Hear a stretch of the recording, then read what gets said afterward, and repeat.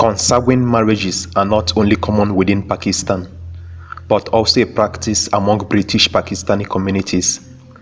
For Pakistan families, marrying within the family guarantees that wealth or inheritance stays within the family and ensures that family cultures and traditions are maintained.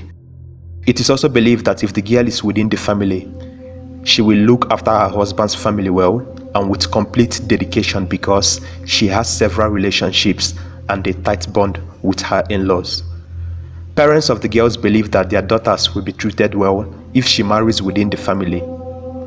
Back in the old days, in villages and small towns where education and employment rates were lower, the chances of meeting a potential spouse were slim. So it made sense to marry a cousin because there wasn't much choice. When a person reaches the age of marriage, the parents would first consider any matches within the family, as that was easier than having to search for someone from outside the family. This way of marriage is called an arranged marriage, which is very different to forced marriage. For British Pakistanis, moving away from their hometown and leaving behind family is not easy. Many start a fresh life in the United Kingdom, but eventually become fearful that they will lose their cultural values.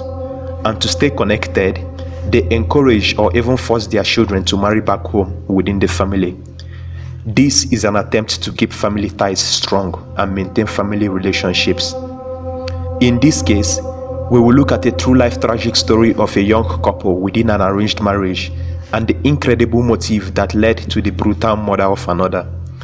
But before I do get into this story, if you're a lover of disturbing, dark and mysteriously spooky true life stories, you might consider subscribing, turn on all post notifications and gently boop the like button. And with that said, let's get into today's story.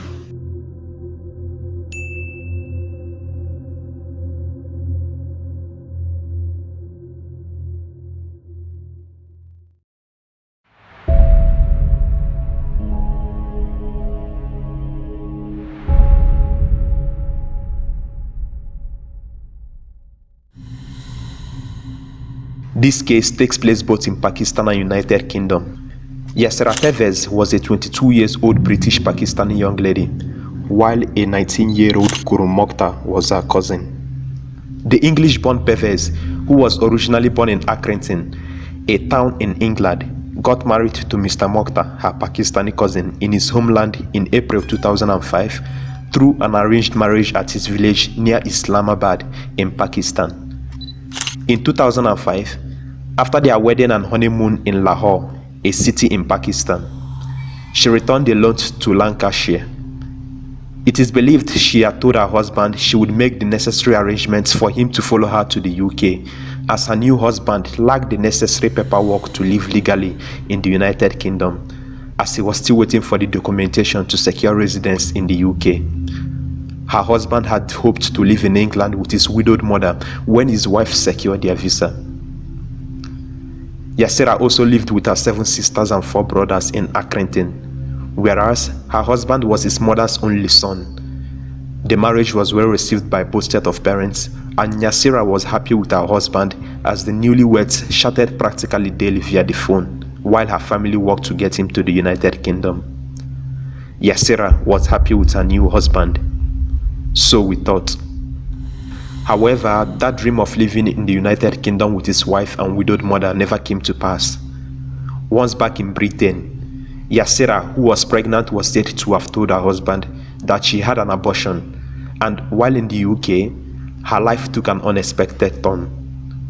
Pervez, who was working at a print finishing company, met a co-worker, a man by the name of Ian Christopher Predol, a 44-year-old divorcee who was twice her age and working at the same print finishing company where she worked. Predol came from a very different cultural background. He was a reclusive guy who had spent his whole life in the same quiet town where he knew virtually no one. He never went on any extravagant vacations and always stayed close to his job as a supervisor at that printing shop. Nearly 20 years into his marriage, he was humiliated to learn that his wife was having an affair. And when he was at the age of 14, he was facing the thought of moving back in with his mother. During a smoke break outside the print finishing facilities where they both worked, A simple kiss led to a romance and eventually a sexual relationship. Predo became infatuated and obsessed with his newly found girlfriend. He took her on dates to hotels in Blackpool and Manchester and even gave her a £5,500 Ford Cougar as a gift. Months later, Yasira would be fired from her job due to poor timekeeping, possibly due to illicit evenings with her boyfriend. With the aftermath of losing her job, Predo invested in a general store and hired her to manage it. He couldn't believe it that a young girl half his age was interested in him, and he did put a significant amount of effort into the relationship, both emotionally and financially. Still, there was a major obstacle. She was married, and their relationship had to be kept secret. Pervez was now a store manager and running a branch of Happy Shopper in Blackburn. But she wanted to get out of her marriage so badly, and neither Pervez nor Predo had informed their close relatives of their plans or their relationship. In December 2006, both lovers hastily arranged a one-week trip to Pakistan. Predo simply informed his mother, with whom he shared a home, that he would spend the holiday season elsewhere, while Pervez told her mom that she was traveling to Paris with her girlfriends on Christmas Eve. Both lovers would fly out 3,900 miles to Islamabad in Pakistan for the Christmas holiday. A holiday, so we thought. However, there was only one primary motivation for the trip. When both lovers, Pervez and Predo, arrived in Pakistan, both checked into the city's Four Seasons Hotel, and 5 days later, Pervez would call her husband Khurrum on his mobile phone and told him that she was in the country and wanted to have a meeting with him, which was to be kept secret. She told him he would tell no one about the arranged secret meeting or that she was in the country. They arranged to meet at a Comfort Inn in Rawalpindi, and according to her, the purpose of the meeting was for them to spend a few romantic hours alone and to discuss the future of their marriage. Khurrum thought she had just landed in Pakistan that day and would have to return home soon to United Kingdom, not knowing that she and her secret lover had been in the country for some days at that point. In preparation for the meeting, he was tasked with setting up the venue and to choose a hotel 32 miles away from his village in Pakistan. Pervez, who had earlier told Khurrum not to let anyone know where he was going or who he was meeting, doubled down on the condition by calling him again to ensure he was on his own. However, the young man was so overjoyed that he had to share his news with a friend. He rented a room for several hours and bought a new set of clothing to impress his wife, and then waited for his wife at the hotel room.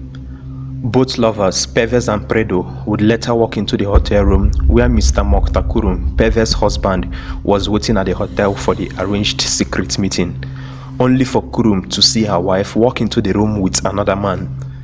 After their meeting that day, Pervez and Predo would fly out of Islamabad that same evening. However, on their arrival at the Manchester airport, they would be arrested by the Greater Manchester police officers. Now, to know why they were arrested on arriving immediately at the airport, we should go back to some hours ago before they left from Pakistan to Manchester, United Kingdom. That evening, when Pervez had called her husband and arranged for their supposed secret meeting. During the first 5 days of both lovers being in the hotel, allegedly, they had used that time to carry out their twisted plan on what they had planned to do and what they thought would be a solution for them to be together and have themselves to each other. That day, after Pervez had called her husband to meet her at the inn, Khurrum would prepare and do as he had been told by his wife. He would leave his home and head out to attend the meeting with his wife.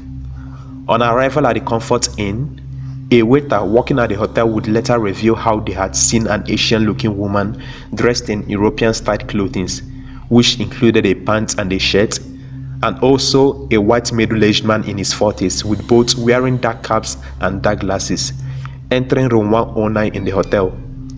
Shortly afterwards, both lovers would quickly walk away from the room after the supposed meeting, except for one person, Mr. Khurrum, Pervez's husband. According to the witness, they quickly left the hotel room upon arrival, looking stressed and worried. After a few minutes, the waiter saw the door to room 109 was open, and found on the bed was Mr. Mukhtar, who was now lying flat and unresponsive in a pool of his own blood and gasping for air. He had suffered from serious stab wounds to his chest and stomach region. He had been lured into that hotel room by the woman who was meant to be his wife, and there he was stabbed to death by the lovers with a 7-inch butcher's knife. The waiter had reported the horrifying sight to the hotel management, who in turn reported the incident to the Pakistan authorities. At that time, Pervez and Predol, who knew what they had planned and done, would fly out of Islamabad that same evening they had done the killing. Khurrum was rushed to the closest hospital, but unfortunately passed away without making a final statement. His murderers had abandoned him as his life dwindled, and they had raced off to UK in order to establish an alibi in the hopes that his death would remain a mystery.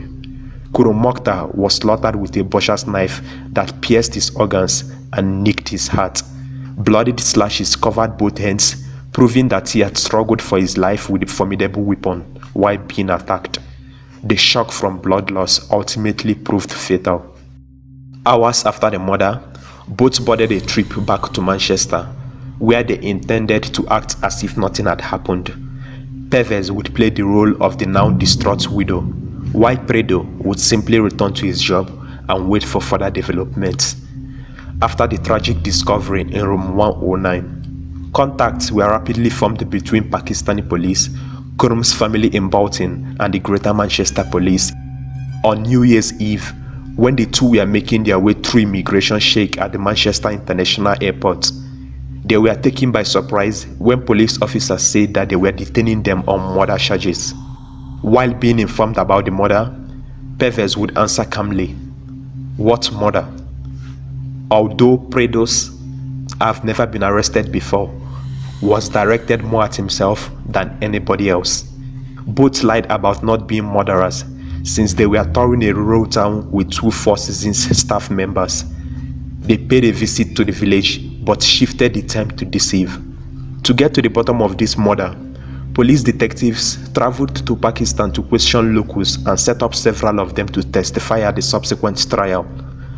Others delivered damaging testimony through live video links from the British High Commission in Islamabad. Nobody can ever know for certain the build-up and conversation within that hotel room that led to the murder in room 109. The pair were questioned by detectives from Greater Manchester Police on suspicion of murder before being released on bail. However, during their detention while in custody, Pervez first said she wasn't involved, but she later admitted it and said her boyfriend was responsible for the fatal stabbing. Predol, on the other hand, said he had never been there. The goal had been to commit murder and then escape justice, and there was no forensic evidence linking them to the murder. So when they returned to their hotel in Islamabad, the Four Seasons, they made up a story to cover their tracks. Following the brutal stabbing and death of Khurrum Mukhtar, Nazar Mohammed, who was the investigating officer in Pakistan, would say he had firm evidence that Pervez and Predol were in Rawalpindi on the day her husband was killed. He also said officers had obtained mobile phone records which placed Pervez very close to the Comfort Inn in Rawalpindi. Mr. Mukhtar's 46-year-old mother, who was still grieving over the tragic death of her son, would demand that both suspects be flown back to Pakistan to face trials for murder. She said her son had looked forward to his marriage to Pervez and they had enjoyed an idyllic honeymoon. Pervez's brother, by the name of Mohammed Javed, who ran an electrical store in Bolton, would later say that Pervez had returned to her old job after flying back to Britain. He would also say that his sister Pervez had met Predol while they were both working for the same company, and the pair had stayed there until they started a business of their own. Another family member would say he was shocked by the allegations because Pervez was an honest and straightforward young woman. He also said that the claims of murder were truly incredible. A relative of Pervez would also say that she had split up with Predol shortly after they were arrested and that the pair had not seen each other for some time. He added, and I quote, "This has devastated the whole family and has been hanging over our heads for so long while this exhaustive investigation took place. But these two have been free to go about their business on police bail for the past 15 months, and that has not been easy on some members of the family. Obviously, his toll on both sides of the family has been terrible, but we must not forget that someone has to answer for this crime. Throughout the arrest and investigation, forensic experts and officers from the Greater Manchester Police have liaised closely with authorities in Rawalpindi over the case. After 16 months, both suspects were still facing possible extradition for a murder trial. At the agreed date, both were due to answer police bail in Manchester. It would later be revealed that a few weeks after returning to the UK following Pier's arranged marriage and honeymoon with Khurrum in Pakistan, Pervez, who was pregnant during that time frame, was said to have called and told her husband that she had aborted their baby. Speaking from her hometown in Badana, Punjab, Mr. Mukhtar's mother, by the name of Azra Bibi, would say that Pervez had aborted the baby in the United Kingdom without informing her or her husband Khurrum. In her words, "This was bad news for us that she preferred an abortion than to give birth to her baby."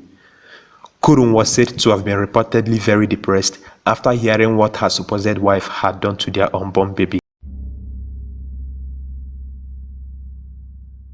Almost 2 years following the death of Khurrum Mukhtar, the extradition of Pervez and Predol never came to pass. Rather, the verdict would follow a 2-week trial at the Manchester Crown Court in which a number of key witnesses gave evidence by live video links from the British High Commission in Islamabad in Pakistan. A 24-year-old Yasira Pervez, who didn't testify in court, kept to her version of her story on how she wasn't involved in the murder. However, when it became clear that it was all a lie, she then started to admit that she had been lying, saying that she had seen the murder, but that a 46-year-old Predol was to be blamed and that she had tried to stop the murderous knife attack. 2 letters with confessions supposedly written by Predol were crucial evidence. Defense attorneys representing Pervez turned over the files to the police. Even after the trial had started, Predol insisted that he had never seen or written either document. Then, after a handwriting expert confirmed his handwriting in comparison to samples of his writing on a Christmas card, he radically revised his account. In his new testimony, he said that his girlfriend had asked him to write the letters so that she wouldn't be charged with murder and could go back to her family. Apparently, she had been kicked out and was currently living in her car. He stated in one letter, and I quote, "What occurred was horrific, but Pervez had nothing to do with it. This crime is entirely my own doing. The Lord have mercy on me." The second letter read in part, and I quote, "I was the one who murdered Khurrum Mukhtar. I stabbed him myself." He would claim that he hadn't signed either document and had only copied the contents of Pervez's originals into his own handwriting. Even when he presented his proof, he changed the story. Again, he said that Pervez had told him she was pregnant and promised she would have his child, settle down and wait for him if he signed the confession letters. If he didn't, she would abort the baby she was carrying. Yasira Pervez's lawyer by the name of Anthony Cross, a Queen's counsel, stated that Predol had been pressured into admitting that he had written the letters, but had waited until the jury had been sworn in. He used this incident to illustrate how far Predol would go for Yasira Pervez and the depth of his feelings for her. In his opinion, the savage killing was utterly impulsive and unplanned. He went on to say that only a crazed, jealous person acting irrationally could conduct such a murder, adding that such a person may be capable of tremendous evil but also remarkable normalcy. To put it in another way, someone like Ian Predol. More evidence would also reveal that Predol hounded his partner with text messages after returning to Manchester, which he denied during the trial, with one of those text messages saying, and I quote, "Remember the dreams and just hold on," it said. Another stated, "I've never felt so alone as I do now." Even more unsettling, another claimed, "I didn't mean to murder him. I'm afraid I've hurt you. Yes, Babs, I adore you." The police were also unsuccessful in having Predo confirm that his time in Pakistan was anything other than just a vacation. In Predo's defense on why he had traveled to Pakistan, he would say if they were going to have a future together, he had remarked he needed to learn more about his girlfriend's background and customs. According to Predo, he and Pervez were supposed to do sightseeing in the days preceding the murder, but they ended up doing very little sightseeing and instead spent much of their time in their hotel room watching television. However, a prosecutor would state, and I quote, "He had never planned to immerse himself in a foreign culture, but was there to see off his opponent for the attentions of Pervez." In his defense, Predo would tell the police he was bored and homesick since there wasn't anything to do. In court, the prosecution said that Pervez did not testify because she did not have a satisfactory explanation for her actions. Instead, she waited impatiently to find out what information the cops had. They continued that she wasn't some helpless young bride, but rather a calculating, manipulative, and deceitful young lady, determined to do whatever it took to rid herself of her undesirable spouse.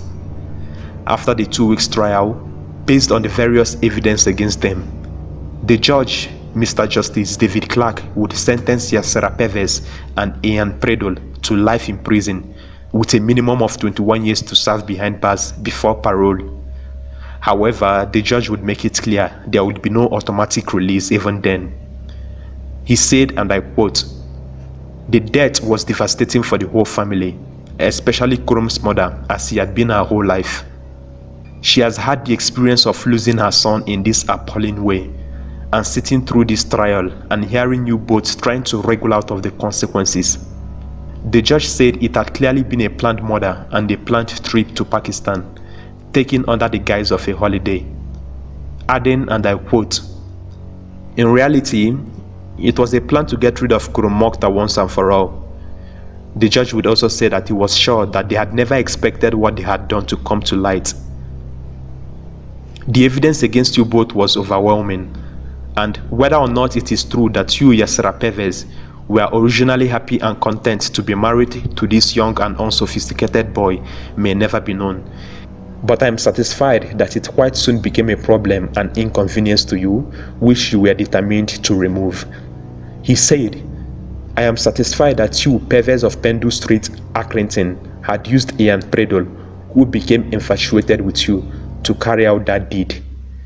Predo of Jubilee Road, Haslenden, had really done her bidding in a cold-blooded and hard-hearted way. It was planned in such a way that you both believed it would never come to light. The evidence against you both was overwhelming, and some of the arguments advanced by you in your defense bordered on desperation, and if anything, the guilt of Pervez was greater, though she was considerably younger. As for Predo, the court heard that after his divorce from his wife, things never seemed so bleak in his life until he met Yasser Pervez, a beautiful young woman who miraculously took an interest in him, and he became obsessed with her. Following the judgment, the judge would also pay tribute to the great professionalism with which Greater Manchester Police and the authorities in Pakistan had conducted a complex and difficult inquiry. Detective Sergeant Brian Hoy, one of the senior investigating officers involved in the case, would say, "Ian Predo and Yasser Pervez went to extreme lengths to rid themselves of her husband. It was a drastic solution to a problem they themselves created and was wholly unnecessary. Khurrum Mukhtar's life was cruelly taken away, and they had caused everlasting grief to his mother and the family." In a victim impact statement, Khurrum's mother, Azra Bibi, would say, and I quote, "Khurrum was my only child. His father had died before he was born. He was my whole life and support, and he was the only hope and reason I was living for. I visit his grave every single day and weep a lot. Khurrum Mukhtar was a very young man, and his whole life was ahead of him. He never hurt anyone. He was excited to join his wife in the United Kingdom. After the marriage, Yasser Pervez stayed at my home for about a month, and I looked after her like my own daughter. I feel cheated and betrayed by her. My son's death has destroyed and ruined my life." Towards the end of the 2 weeks trial, Adrian Dugdale of the Crown Prosecution Service would say that this conviction is the result of hard work and cooperation between the authorities in the United Kingdom and in Pakistan. Both Pervez and Predo thought they could get away with murder. We have seen that this is not so. True justice knows no boundaries. Detective Sergeant Brian Hoy, who worked on the investigation, would also say that this case has been a test of our capacity to overcome the obstacles of language, culture, different policing systems, and politics to get justice for a young man who had his life cruelly taken from him. For myself, in closing this case story, I would like to say that our love and support goes to all those who knew and loved Mr. Khurrum Mukhtar. He never deserved such a tragic ending. May his soul rest in perfect peace, and he remains the focus in this case.